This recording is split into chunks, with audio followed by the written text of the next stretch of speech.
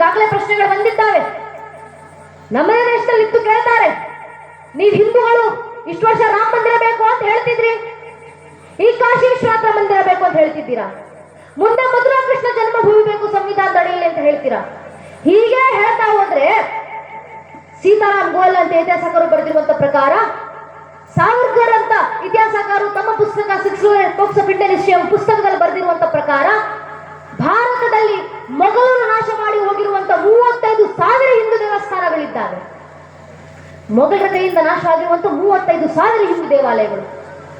ಹಾಗಿದ್ರೆ ಸೀತಾರಾಮ್ ಗೋಯಲ್ ಅಂತ ಇತಿಹಾಸಕಾರ ಪ್ರಕಾರ, ಸಾವರ್ಕರ್ ಅಂತ ಲೇಖಕರು ತಮ್ಮ ಪುಸ್ತಕದಲ್ಲಿ ಬರೆದಿರುವಂತ ಪ್ರಕಾರ, ನೀವು ಹಿಂದೂಗಳು ಆ 35,000 ಹಿಂದೂ ದೇವಸ್ಥಾನಗಳನ್ನು ಸಂವಿಧಾನದ ಅಡಿಯಲ್ಲಿ ವಾಪಸ್ ತಗೊಂಡು ಬಿಡ್ತೀರಾ? ತಾಜ್ ಮಹಲ್ ಕೂಡ ಸೀತಾರಾಮ್ ಗೋಯಲ್ ಅಂತ ಇತಿಹಾಸಕಾರರು ಬರೀತಾರೆ, ಸಾವರ್ಕರ್ ಅಂತ ಲೇಖಕರು ಬರೆದಿದ್ದಾರೆ ತಮ್ಮ ಪುಸ್ತಕಗಳಲ್ಲಿ. ತಾಜ್ ಮಹಲ್ ಕೂಡ ಶಹಜಾನ್ ಕಟ್ಟಿಸಿದ ತಾಜ್ ಮಹಲ್ ಅಲ್ಲ, ಅಲ್ಲೊಂದು ಶಿವಲಿಂಗವಿತ್ತು, ಅದು ಶಿವನ ದೇವಸ್ಥಾನ. ಶಹಜಾನ್ ಮೋಸದಿಂದ ಅಲ್ಲಿದ್ದ ಶಿವಲಿಂಗವನ್ನ ಭಗ್ನಗೊಳಿಸಿ ಅಲ್ಲೊಂದು ಗೋರಿ ಕಟ್ಕೊಂಡು ತಾಜ್ ಮಹಲ್ ನಂದು ಅಂತ ಹೇಳ್ಕೊಂಡ ಅಂತ ಒಂದಿಷ್ಟು ಜನ ಲೇಖಕರು ಇತಿಹಾಸಕಾರರು ತಮ್ಮ ಪುಸ್ತಕದಲ್ಲಿ ಬರೆದಿದ್ದಾರೆ.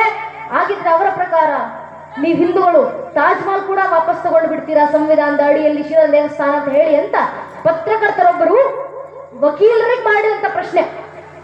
ಈಗ ಪ್ರಸ್ತುತ ಕಾಶಿ ವಿಶ್ವನಾಥ ಮಂದಿರದ ಕೇಸನ್ನ ಕೋರ್ಟ್ ನಲ್ಲಿ ನಡೆಸ್ತಾ ಇರುವಂತ ವಕೀಲರು ಶ್ರೀ ವಿಷ್ಣು ಶಂಕರ್ ಜಿ ಜೈನ್ ಅಂತ ಅವರ ಹೆಸರು. ಅವ್ರ ಜೊತೆ ಕಾರ್ಯಕ್ರಮದಲ್ಲಿ ಭೇಟಿಯಾಗಿ ಕೂತು ಮಾತಾಡ್ತಿರ್ಬೇಕಾದ್ರೆ ಅವ್ರು ಹೇಳಿದಂತ ಮಾತಿದು, ಪತ್ರಕರ್ತರು ತಾಜ್ ಮಹಲ್ನ ನೀವು ಹಿಂದೂಗಳು ವಾಪಸ್ ತಗೊಂಡು ಬಿಡ್ತೀರಾ ಅಂತ ಕೇಳಿದಾಗ ಶ್ರೀ ವಿಷ್ಣು ಶಂಕರ್ ಜಿ ಜೈನ್ ವಕೀಲರು ಪತ್ರಕರ್ತರಿಗೆ ಉತ್ತರ ಕೊಟ್ಟರಂತೆ, ತಾಜ್ ಮಹಲ್ನ ಬಗ್ಗೆ ನೀವೀಗ ಮಾತಾಡ್ತಾ ಇದ್ದೀರಪ್ಪ, ನಾನು 2015ರಿಂದ ತಾಜ್ ಮಹಲ್ನ ಕೇಸನ್ನು ಕೋರ್ಟ್ನಲ್ಲಿ ನಡೆಸ್ತಾ ಇದ್ದೀನಿ.